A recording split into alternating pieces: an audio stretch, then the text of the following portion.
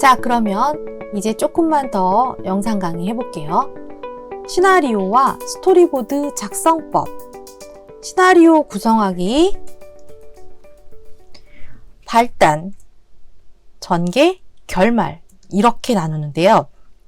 여기에 20, 60, 20 이렇게 써 있죠. 이거는 퍼센트를 말하는 거예요.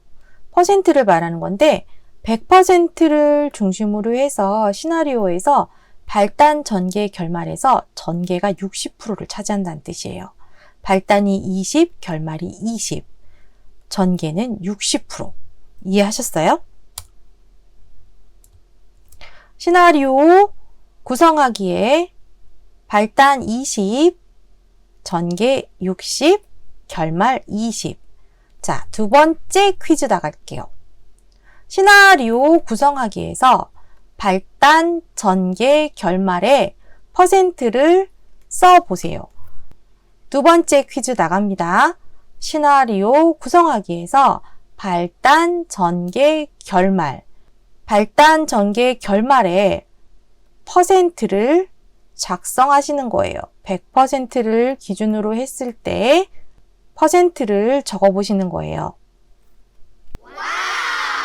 시나리오 구성하기. 구성 방식은 발단, 전개, 결말에서 20, 60, 20이에요. 발단부, 예를 들어 볼게요. 특정한 환경 속에 처한 주인공을 보여주는 단계예요. 주인공의 성격을 알 수 있고요. 주인공이 어떤 상황에서 살고 있는지 알 수 있어요. 어떤 영화를 예를 들어 볼까요? 7번 방의 선물 예고편 같이 봤죠? 거기에 나온 주인공 발단부에서 어땠어요? 약간 지능이 모자란 걸 다 보여주죠. 그리고 어떤 집에서 살고 있고 자식이 있고 뭐 이런 식의 배경들이 다 나오죠. 그게 20%예요. 전개부, 주인공과 환경 사이에 갈등이 증폭된다. 어떤 일이 생겼었죠?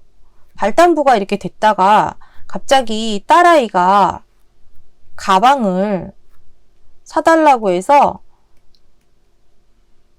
가방을 사기 위해서 돈을 모으고 있었는데요. 그 가방이 너무 인기가 많아서 품절이었어요. 그랬더니 어떤 가방을 가진 아이가 자기를 따라오면 그 가방 똑같은 거 파는 데를 알려주겠다고 해서 그 아이를 따라가다가 이 아이가 진짜 운 없게도 빙판길에 쓰러져서 그냥 그 자리에서 죽고 말아요. 근데 어떻게 돼요? 누명을 써요. 전능하니까, 모자라니까 이 어른은 자기를 제대로 표현하지 못했어요. 그래서 감옥에 가는 전개부가 생겼고 그 안에서 갈등이 자꾸 증폭되죠. 어떤 갈등 증폭이에요? 딸이요. 집에 혼자 남겨둔 초등학교를 들어가는 딸아이. 이 딸아이를 어떻게 할까? 7번 방의 선물이라는 제목에서 볼 수 있지만 그래서 사건의 복선을 만들어서 다음 단계 암시를 하죠. 7번 방이라는 감옥소에 선물이 도착하는 거죠. 결말은요. 7번 방의 선물에서 전개부에서는 행복했어요. 근데 결말부 20은요. 주인공이 환경을 헤쳐나가는 갈등을 해결하는데요. 문제는 이게 해피엔딩이 아니었어요. 새드엔딩이었어요. 아버지가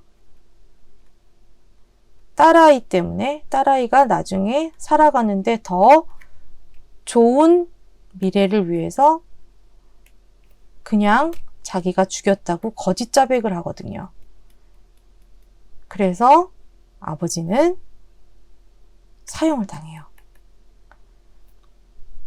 여기서 이렇게 됐을 때 이 영화의 구성 자체가 액자식 구성이라고 혹시 들어봤어요?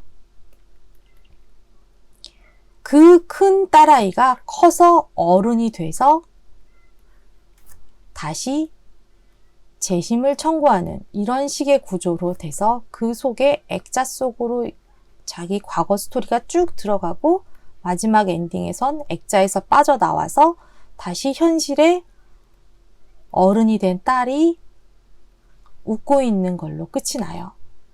그러면 마지막에 수신자가 누구예요? 딸이에요. 시나리오 구성하기는 그냥 글씨로 보면 되게 어려운데요. 그냥 좋아하는 영화 한 편을 떠올려 보세요. 그러면 어렵지 않아요. 발단부에서는 이 사람이, 이 인물이 어떤 환경 속에 처해 있고 지능은 얼마이고 주변 사람들한테 평은 어떻고 소득 수준은 얼마가 돼서 되게 힘든 상황이거나 즐거운 상황을 보여주면 돼요. 전개부에서는 그 위기의 환경을 극복하기 위해서 가진 노력하는 것들을 친구들도 많이 넣고 조력자도 넣고 그죠? 적대자도 넣어가지고 막 표현하는 거예요. 결말부에서는요. 조력자도 나오고 조력자도 나왔었고 적대자도 나왔었고 수신자도 있었고 그죠? 되게 많은 역할들을 정리를 해줘야 돼요. 그래서 엔딩을 어떤 식으로 정리할지 결정을 해줘야 돼요. 이해하셨죠? 제가 간단하게 하나 만들어 본 거를 할게요. 3단계의 줄거리 만들기. 발단부. 영화 공부를 하던 태연은 경선을 만나 짝사랑을 하게 된다. 사랑에 대한 테마가 발단부가 되겠어요. 주인공이 처한 환경. 전개부에서는요.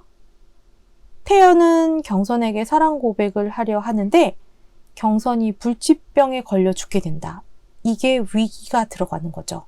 해결할 수 없고 더 미궁으로 빠지면서 결말부에서는요. 절망한 태연이 죽음을 택하게 되면 이건 새드 엔딩인데 절망한 태연은 한동안 사랑을 할 수 없었으나 우연히 경선과 닮은 수연을 만나 다시 사랑을 하게 된다. 라는 식으로 해서 해피엔딩이 됐어요. 이렇게 쉽게 간단하게 짜는 거라면 여러분도 할 수 있겠죠. 맞아요. 너무 어렵고 장황하게 글을 쓰기보단 간단하게 쓰고 거기에 계속 살을 붙여 나가는 방식이 시놉시스, 시나리오 쓸 때 아주 쉬워요. 세부적인 대사 쓰기 방법이에요. 살아있는 대사 쓰기. 살아있는 대사 쓰기. 현실감 있는 대사 쓰기. 깡패라면 깡패 언어를 쓸 거고요. 지금 여러분은 중학생이니까 중학생에 맞는 단어를 쓰면 돼요. 어른처럼 말할 수 없을 거 아니에요. 한국 사람이니까 한국말을 할 거고요. 이게 바로 살아있는 대사 쓰기예요. 두 번째, 스토리 진전시키고 정보를 제공한다. 대사로 사건 진행을 기본적으로 하고요. 나머지는 영상으로 사건 진행을 더 덧붙여도 되는 거예요. 세부적인 대사 쓰기, 살아있는 대사를 쓴다. 그리고 스토리를 진전시키는 것에 정보를 제공하는 걸로 대사를 쓴다. 또 하나, 인물의 성격, 심리, 감정을 표현한다. 소심한 말투, 화가 나서 소리 지르는 대사 등을 생각해 보세요. 소심한 말투가 있을 거고요. 계속 버버버버버 하면서 말을 흐리는 사람도 있을 거고요. 뭐만 하면 화를 내는 스타일도 있을 거예요. 그런 사람들이 갖는 말투는 다 다르죠. 그러니까 여러분도 시나리오를 적을 때 지문에 들어가는 말들은 그렇게 언어적인 감정이 들어갈 수 있게 적어주셔야 돼요. 저번 시간에 말했지만 이 말이라고 해서 욕을 쓰거나 성적으로 공격하는 것들, 이런 것들 안 되는 거 기억나시죠? 다시 한번 볼까요? 금지된 장르, 괴롭힘, 왕따, 리얼한 폭력, 누드, 선정적인 장르, 여성 비하 등 사형형 회 때 문제 소지가 있는 장르는 하지 않아요. 금지된 표현, 비속어, 은어, 욕 이런 것들은 하지 않아요. 은어는 나쁜 것들 있죠? 그런 것만 하지 않으면 되고요. 욕이 정말 어쩔 수 없이 들어간다면 삑 처리해야 된다고 오디오 처리 다 하셔야 돼요. 다시 한번 상기시켜 드렸습니다. 자, 세부적인 대사 쓰기 총 6개 중에서 4번째는 명확하고 간결하게. 대사가 너무 길면 관객이 못 알아들어요. 짧게 표현할 수 있는 말투를 찾으셔야 돼요. 처음에는 말투를 좀 길게 적었다가 여러 번 다시 수정하면서 명확하고 간결하게 만들면 돼요. 그 다음에 5번 간접적 비유를 통해 의미를 전달하자. 너무 멀리 왔어. 이런 거 어떨 때 많이 써요? 후회할 때. 참 많이 써요, 영화에서. 그만 멈췄어야 되는데 너무 멀리 왔어. 간접적 비유를 통해 의미를 전달하는 것. 이건 예전에 깡패 영화인데요. 의리에 대한 얘기예요. 우린 친구 아니가. 너무 위험해서 빠지라고 했더니 자기도 돕겠다. 그때 썼던 말이에요. 우린 친구 아니가. 자, 그리고서 또 뭐가 있을까요? 세부적인 대사를 쓰는데 명확하고 간결하면서 간접적 비유를 딱 들어갈 수 있게 하는 게 유머나 속담이에요. 유머나 속담을 쓰게 되면 숨은 뜻을 우리는 알기 때문에 그 안에서 웃음을 유발할 수 있다는 거예요. 충분히 이해가죠? 언어 유희도 이 안에서 해당할 수 있는 거고요. 다시 한번 가볼게요. 세부적인 대사 쓰기, 살아있는 대사 쓰고 스토리 진전시키기 위해서 정보를 제공해줘야 되고 인물의 성격, 심리, 감정을 표현해라. 명확하고 간결하게 하고 간접적 비유를 통해서 의미를 전달해라. 유머나 속담을 적극적으로 활용해라. 이해하셨죠? 그럼 오늘은 여기까지 할 거예요. 여러분들한테 하나 질문을 들어갈게요. 스토리보드 작성법 이거를 보고 나서 작성법을 하나 적어주시는 거예요. 스토리보드 작성법을 보시고 이 안에 들어가 있는 방법이 여러 가지가 있어요.